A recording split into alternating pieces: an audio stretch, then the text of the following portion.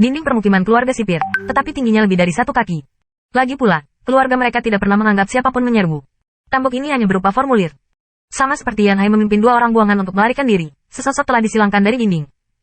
Yan Hai ini juga mengakui bahwa sosok di dinding adalah salah satu Ciyu yang bermain melawan Xianze pada hari itu. Pada saat itu, Di Jin bahkan tidak mengambil anak itu dengan selingkuh.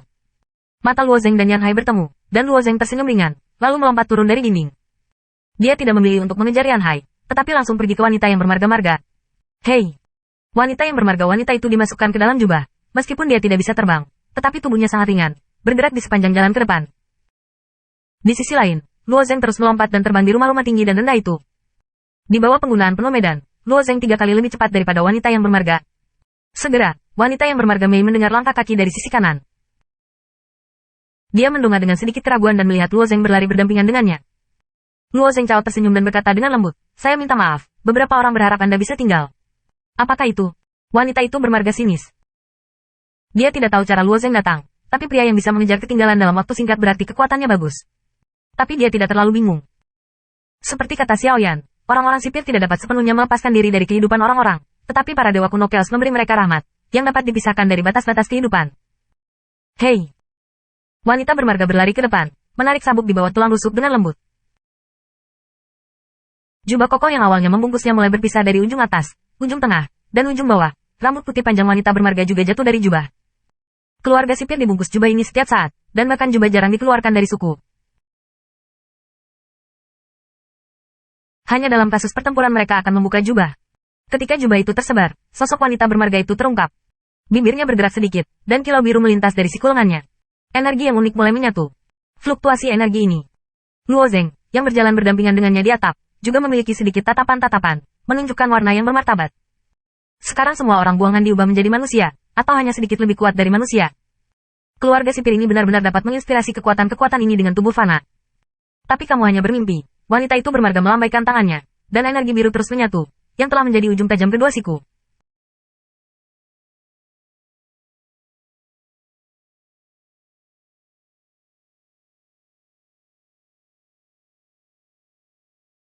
Dia memegang 2 backhand tangan tajam dan menatap wajah Luo Zeng sambil tersenyum, dan tubuhnya tiba-tiba berputar. Hei! Setelah pembentukan bukaan biru, jalan itu dipotong dari Luo Zeng. Up! Aura celah ini sangat cepat, dan terburu-buru. Luo Zeng berguling dan berguling lurus dari atap, lengannya terbanting ke tanah dan berdiri. 67.356. Dan rumah di belakangnya berada di bawah pemotongan lubang, dan itu runtuh. Booming gemuruh. Bukaan ini sebenarnya tahan lama, setelah merobek-robek rumah, itu menyebar sepanjang garis lurus dan menghancurkan puluhan rumah. Kekuatan ini, jika tidak ada yang namanya kehidupan, tentu saja tidak layak disebut, hanya dewa liar. Anda dapat menghancurkan pemukiman ini dengan mengangkat tangan Anda. Tapi sekarang kamu bisa mendapatkan pedang dan bisa mencapai titik itu sangat memalukan. Hei, hei, wanita itu bermarga wanita itu, melambaikan 2 tepi tajam biru, menatap Luo Zeng dengan seringai.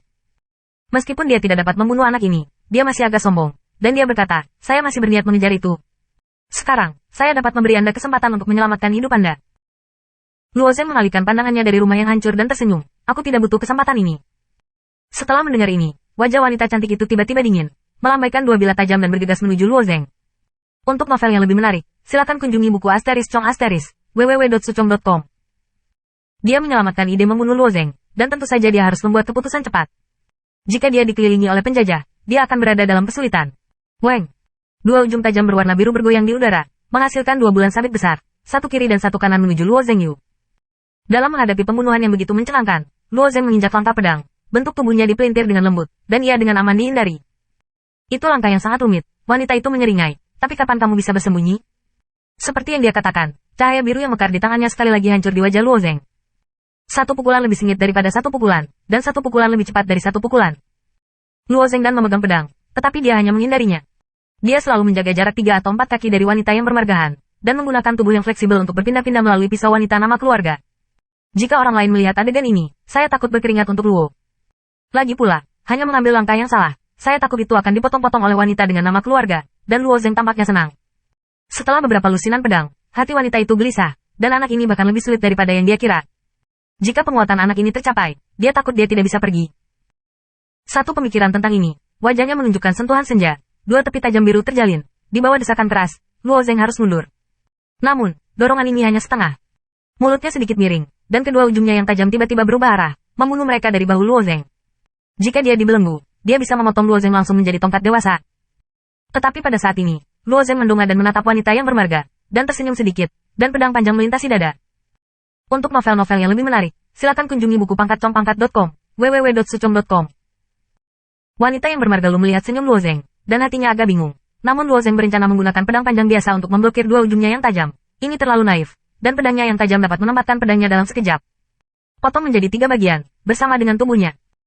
Tetapi pemuda ini harus sangat jelas tentang hal ini, karena dia baru saja menolak untuk menggunakan pedangnya untuk menyentuh ujungnya yang tajam. Keduanya bermain melawan satu sama lain, tetapi untuk sesaat, pada saat ini, dia tidak peduli dengan pikiran yang membingungkannya. Melihat dua pisaunya yang tajam bergegas ke depan sebelum Luo Zeng, lengan Luo Zeng agak hijau dan kebenaran kristal terbentuk dengan tenang, dan kemudian cahaya hijau dan bersinar menyebar dengan cepat di sepanjang lengannya, diselimuti pedangnya. Di atas. Dang-dang. Dengan dua suara renyah dan menyenangkan, adegan dalam imajinasi wanita bermarga tidak terjadi. Luo Zeng menemukan kekurangannya ketika dia bingung dengan nama keluarganya.